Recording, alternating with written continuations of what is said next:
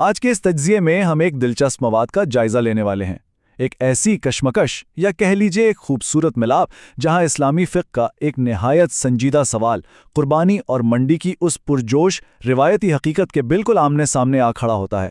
تو چلیے بنا کسی تاخیر کے اس مواد کی گہرائیوں میں اترتے ہیں۔ پہلا حصہ، قربانی کا ثواب۔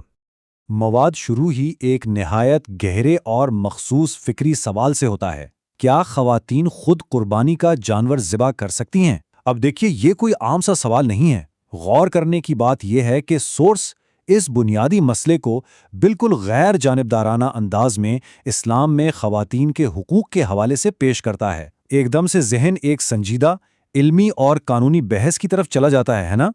اب یہاں واضح تقابل دیکھیے۔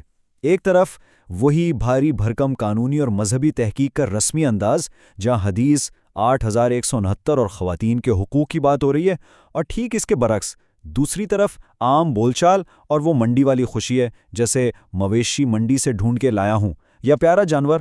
یہ فرق حیرت انگیز طور پر واضح ہے، کہاں وہ عنوان کی رسمی زبان اور کہاں آڈیو میں چلنے والی زمینی حقیقت۔ خیر، آگے بڑھتے ہیں۔ دوسرا حصہ، مویشی منڈی۔ ذرا اس آڈیو کے اس حصے پر غور کریں۔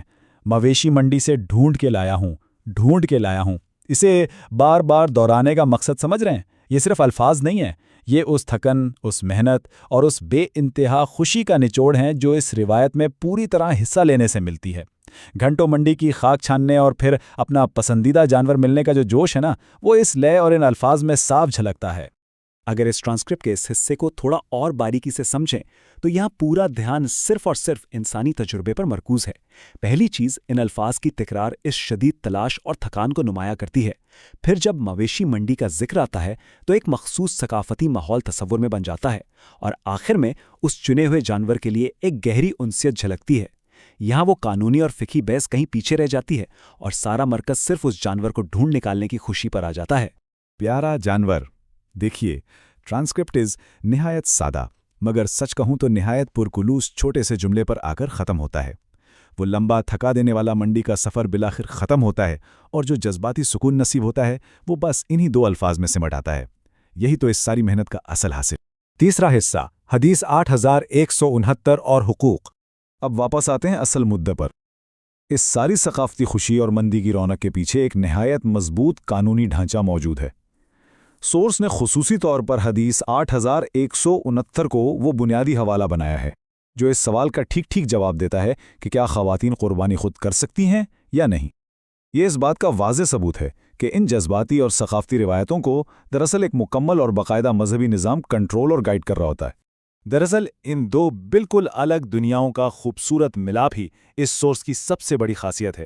ایک جانب دیکھیں تو منڈی میں مکمل جانور تلاش کرنے کی جذباتی اور تھکا دینے والی حقیقت ہے جس میں خوشی ہے، جوش ہے، اور دوسری جانب بالکل ٹھیک اسی وقت وہ سنجیدہ قانونی ڈھانچہ کھڑا ہے جو مقرر کرتا ہے کہ یہ قربانی کون کر سکتا ہے اور کس طرح۔ دیکھیے کیسے ایک عام ثقافتی تہوار گہرے رسمی قانون کے ساتھ جڑا ہوا ہے۔ تو اب اس سب کو دیکھتے ہوئے دماغ میں ایک نہایت اہم سوال ابھرتا ہے۔ جب ہم مویشی منڈی کے اس جوش سے بھری زمینی حقیقت کا تجربہ کرتے ہیں تو کیا اس سنجیدہ مذہبی اور قانونی ڈھانچے کے حوالے سے سوچنے کا انداز کچھ تبدیل ہوتا ہے جو اس سب کی بنیاد ہے؟ عام زندگی کی بے ساختہ خوشی اور طے شدہ مذہبی حقوق، انہی دونوں کا سنگم قربانی کے اس روایت کو مکمل بناتا ہے۔ یہی وہ آخری سوال ہے جو اس تجزیے کے بعد لازمی طور پر ذہن میں رہ جانا چاہیے۔ کیا خیال ہے؟